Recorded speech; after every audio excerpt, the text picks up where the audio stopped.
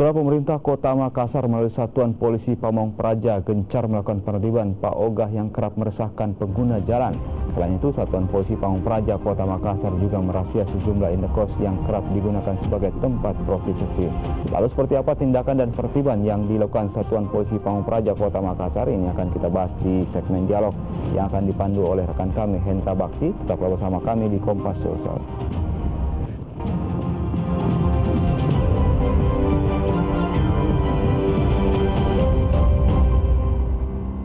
Selamat pagi saudara, kita kembali di sesi dialog dalam Kompas Sosial untuk edisi hari ini. Satu perbincangan yang akan kami bahas terkait dengan upaya dari pemerintah Kota Makassar untuk mengatasi masalah banyaknya Pak Ogah istilahnya yang mengatur lalu lintas, orang-orang yang kemudian tiba-tiba muncul di bundaran yang kemudian mengatur lalu lintas di sana, yang banyak orang yang menilai bahwa ternyata ini menjadi salah satu penyebab kemacetan, justru tidak mengatasi masalah kemacetan begitu, tetapi menjadi penyebab.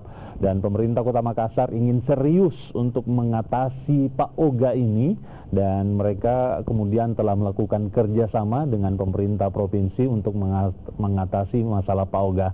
Untuk itu bagaimana sistem dan teknisnya di lapangan dalam mengatasi Pak Ogah yang ada di beberapa titik jalan?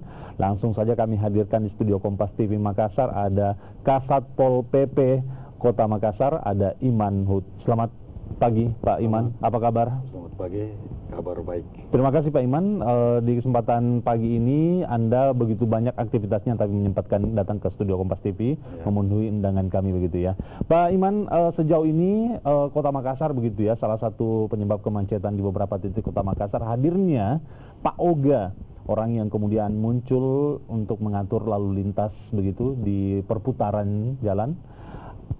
Sebagai Kasat Pol PP memandang terkait dengan adanya Pak Ogah di Makassar bagaimana Pak? Jadi persoalan Pak Ogah kan bukan hal yang baru. Itu semua terjadi hampir di sebagian besar kota-kota besar. Apalagi pada jalur-jalur protokol yang memang tingkat arus lalu lintas ini cukup tinggi. Dimanfaatkan oleh para Pak Ogah dengan kadang-kadang tanpa mengindahkan pengguna jalan itu, seenaknya seolah-olah mengatur lalu lintas pada putaran atau U-turn pada daerah-daerah tertentu. Persoalan ini kan sebenarnya bukan persoalan yang sederhana, karena menyangkut beberapa hal sehubungan dengan kerjasama tim teknis untuk menghadapi persoalan Pak Ogah. Tapi karena ini sudah menjadi persoalan umum dan harus kita selesaikan, maka kami dari Satpol PP menganggap bahwa ini bagian daripada tugas pokok kami dalam rangka menjaga ketentraman dan ketertiban di jalan misalnya. Sehingga kita beberapa kali telah melakukan hal tersebut. Jadi kita hanya melakukan penertiban itu, tapi memang pada dasarnya mereka memang selalu melihat kelengahan daripada petugas. Ketika petugas sudah tidak ada, kembali ketika lagi. Petugas tidak ada, mereka memanfaatkan kesempatan tersebut. Jadi kadang-kadang kita main kucing-kucingan dengan mereka. Apakah petugas tidak bisa disiagakan setiap hari di lokasi-lokasi tersebut? Ya, persoalannya titik-titik kemacetan atau titik, jadi itu kan Pak Ogah muncul itu pada saat di mana rush hour ya, di mana banyak macet, di situ dia berkesempatan mengambil kesempatan untuk mengatur lalu lintas dengan seenaknya saja, hanya mengejar uang dari para pengendara jalan, sehingga mereka seenaknya tanpa menghiraukan keselamatan dan kepentingan pengguna jalan.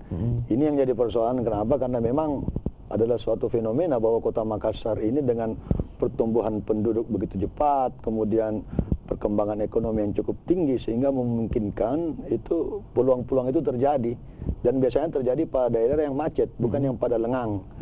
Di samping itu juga mungkin kita harus akui bahwa dengan perkembangan pesat kota ini, dengan jumlah penduduk yang semakin besar dan jumlah kendaraan yang berlalu lalang di jalan raya itu semakin tinggi, maka memang personil kita juga cukup terbatas menghadapi personil cukup terbatas. Saya tadi menangkap apa yang Anda sampaikan begitu ya. Pak Ogah ini muncul di beberapa titik, diantaranya titik-titik yang menjadi kemacetan di sana. Tapi bukankah ketika kita berkesimpulan seperti itu, ketika di titik tersebut kita tugaskan petugas yang ada di sana, maka Pak Oga tidak akan muncul di situ. Mengapa kemudian tidak ada upaya untuk men-standby-kan petugas begitu di lokasi-lokasi yang sudah diprediksi menjadi lokasi yang berpotensi mengalami kemacetan dan muncul Pak Oga di situ? Oke, ini kan kita harus menjelaskan secara proporsional ya. Mungkin kita akan mengatakan bahwa ini hanya persoalan pengawasan, tapi ini kan juga menyangkut tentang tugas dan tanggung jawab, karena kan kami dari Satpol PP juga bukan hanya mengurus jalan. Ya mungkin ada di sub, tapi kan lebih dari jauh itu bahwa memang tuntutan masyarakat sekarang ini adalah kenyamanan di jalan. Ini salah satu ekspektasi yang paling tinggi, sehingga memang harus kita tangani secara serius. Jadi jangan hanya berharap dengan Satpol PP, Dishub ataupun dari Dinas Sosial. Kita harus butuh piranti hukum yang jelas dan tegas. Makanya menindaklanjuti pertemuan dari Bapak Wali Kota. Itu dia. Kabarnya beberapa waktu lalu ada pertemuan antara pihak pemerintah Kota Makassar dengan pemerintah provinsi karena menganggap masalah ini masalah serius sehingga dilakukan sebuah perencanaan untuk mengatasi itu. Apa yang dibahas pada pertemuan itu? Ya, salah satu, jadi pertemuan itu kan prinsipnya menitik beratkan pada pemerintah kota.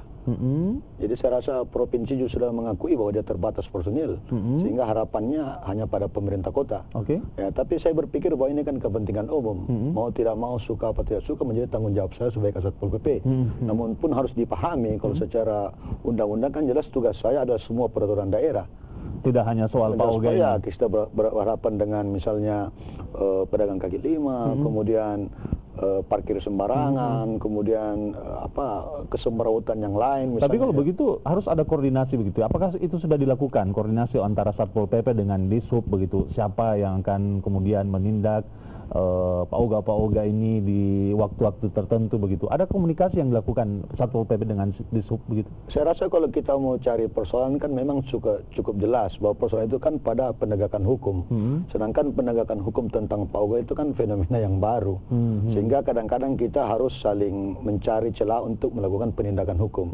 Ada langkah-langkah yang mungkin agak progresif yang kita lakukan adalah ketika mereka itu kita ambil kemudian kita tempatkan pada ditahan selama 3 bulan, tapi dengan kategori apabila mereka terbukti menggunakan zat-zat adiktif seperti lem, itu bisa, itu bisa efek jerah.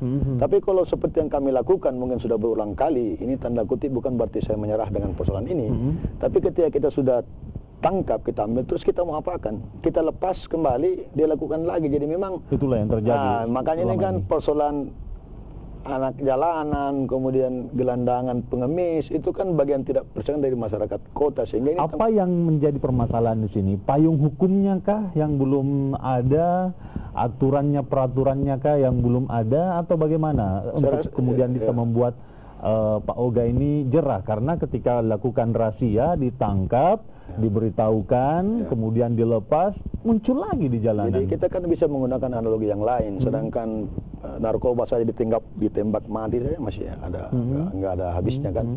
Koruptor juga ditangkap. Jadi analoginya seperti itu. Sehingga saya berpikir bahwa kita harus mencari substansi. Saya rasa substansi yang paling penting adalah ketika peran aparat tidak ada di jalan, maka dia ambil peran tersebut. Ya kan, ketika negara tidak mampu menjaga dan melindungi segenap fasilitas negara, maka pasti ada orang lain yang mengambil peran tersebut.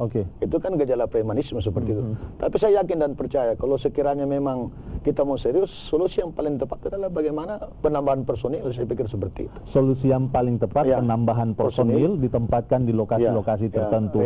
Selain itu, solusi yang paling tepat lainnya adalah menghimbau masyarakat untuk tidak memberikan apa yang mereka cari. Ya, itu asumsi kita. Tapi secara prinsip masyarakat kan lebih memilih cara aman daripada mobilnya dicoret, lebih bagus dia mengalah. Apalagi mungkin sekarang kan bukan cuma laki-laki yang menggunakan kendaraan, banyak ibu-ibu atau wanita, sehingga mereka lebih memilih cari amannya saja. Ya, karena pada kenyataannya di lapangan seperti yang disampaikan oleh Pak Kasatpol PP tadi, ada juga oknum-oknum Pak Oga yang kemudian nekat melakukan sesuatu ketika ia tidak mendapatkan uang dari para pengendara ini, bisa sampai digores kendaraannya dan lain-lain begitu. Ada yang sampai dipukul dan lain-lain begitu. Saya kira lebih daripada itu. Lebih daripada itu. Kejahatan di jalanan kan dimulai dari anak-anak seperti itu.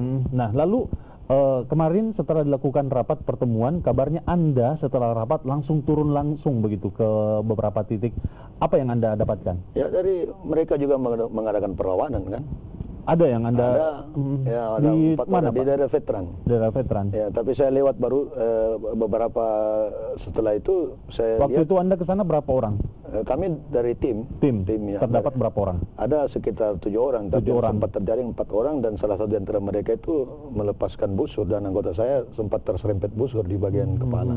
Oke. Jadi ini menjadi persoalan ya, sangat jadi serius makanya ya. itu kan di jalanan itu kan mereka bercampur baur dengan kejahatan. Artinya dengan seperti itu mereka sudah melakukan tindak kriminal dan itu harusnya mendapat hukuman yang tentu ada sudah sesuai dengan peraturan. Ini tindakan kriminal mendapatkan hukuman yang fenomenanya kan dia di bawah umur. Oke. Ya, fenomenanya kan di bawah umur. Mayoritas yang Anda dapati di lapangan di bawah umur. Rata-rata. Kalau yang sudah besar-besar itu satu kali kita ingatkan, ya mungkin 2 minggu baru kembali. Tapi kalau anak kecil dia merasakan mudahnya mendapatkan uang, kemudian dia ketergantungan dengan zat adiktif, apakah namanya lem dan sebagainya, mereka menganggap bahwa ini jalan cepat untuk mendapatkan uang. Nampaknya agak sulit begitu ya, karena Anda saja sebagai Kasat Pol PP turun lapangan mendapat perlawanan dari mereka. Kira-kira apa ini solusinya? Saya rasa itu kan bukan berarti saya menyerah. Tidak ada masalah bagi saya itu. Saya pikir juga ini dampak bahwa ini kan suatu persoalan yang bukan kecil. Tapi saya tidak akan berhenti. Ada yang Anda tangkap waktu itu? Ada 4 orang. Tapi saya berpikir juga untuk apa juga 4 orang kalau saya harus mau tahan karena dia punya masih di bawah umur. Saat ini setelah Anda tangkap, saya buatkan semacam perjanjian untuk tidak mengulangi, dan setelah saya cek mereka tidak ada lagi di lokasi tersebut. Tapi ini kan fenomena sosial yang berkembang tergantung situasi kondisi sosial mereka. Rahasia-rahasia seperti ini bukan pertama kali Anda lakukan kan? Berarti sebelumnya Anda sudah sempat melakukan. Pernah nggak sih mendapat Pak Oga ini yang sebelumnya sudah diberikan surat perjanjian, tiba-tiba di rahasia berikutnya Anda dapatkan lagi? Apa tindakannya? Ya sama, mereka residivis juga kan. Sudah diberikan peringatan, kembali lagi.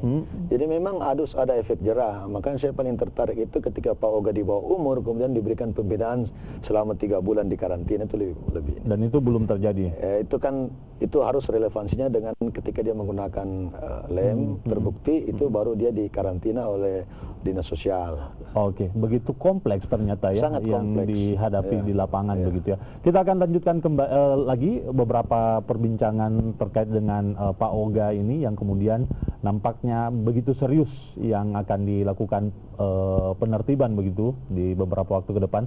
Selain itu juga kita akan membahas sedikit tentang maraknya kos-kosan yang kemudian banyak disalahgunakan sebagai tempat melakukan perbuatan mesum seperti itu begitu, dan itu ditemukan oleh Kasat Pol PP bersama dengan timnya. Setelah jeda berikut ini tetap bersama kami di Kompas Sulsel.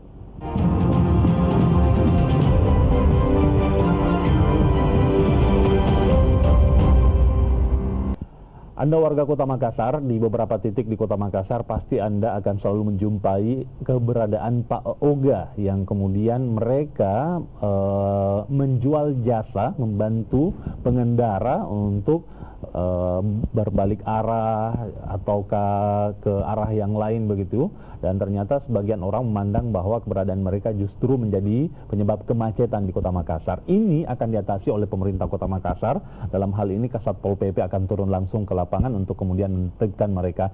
Namun ada sedikit kendala begitu ya yang dihadapi selama ini ketika mereka ditertibkan, diberikan pengarahan, kemudian diberikan surat perjanjian, tapi tidak sedikit ditemukan mereka masih melakukan hal yang sama begitu di kesempatan yang lain.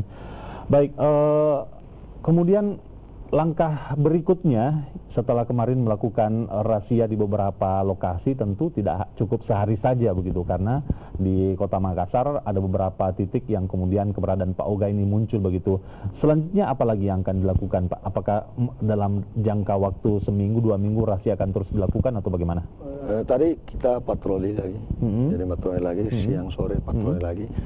Kedua bahwa Disub juga sudah mengidentifikasi titik-titik Pak Oga, sehingga mereka telah menempatkan personilnya, cuman mungkin tidak mampu untuk sampai 24 jam mengawasi. Jadi memang personil harus mungkin di jam-jam tertentu, jam-jam macet, jam pulang kantor dan lain-lain begitu ya.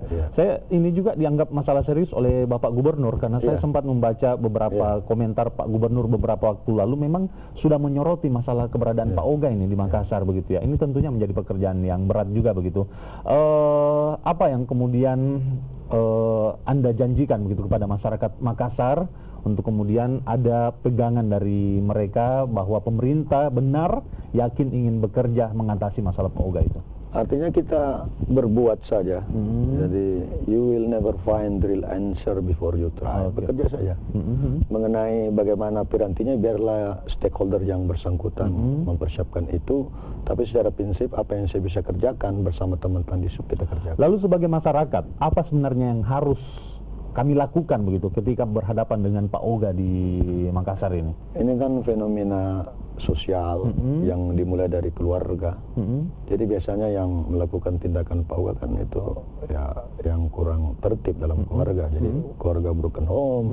Jadi mereka bebas seenaknya biar sampai tengah malam tidak orang tua yang cari. Jadi memang pendidikan ini saja di ini, dan mereka hampir di luar sekolah, mereka tidak sekolah.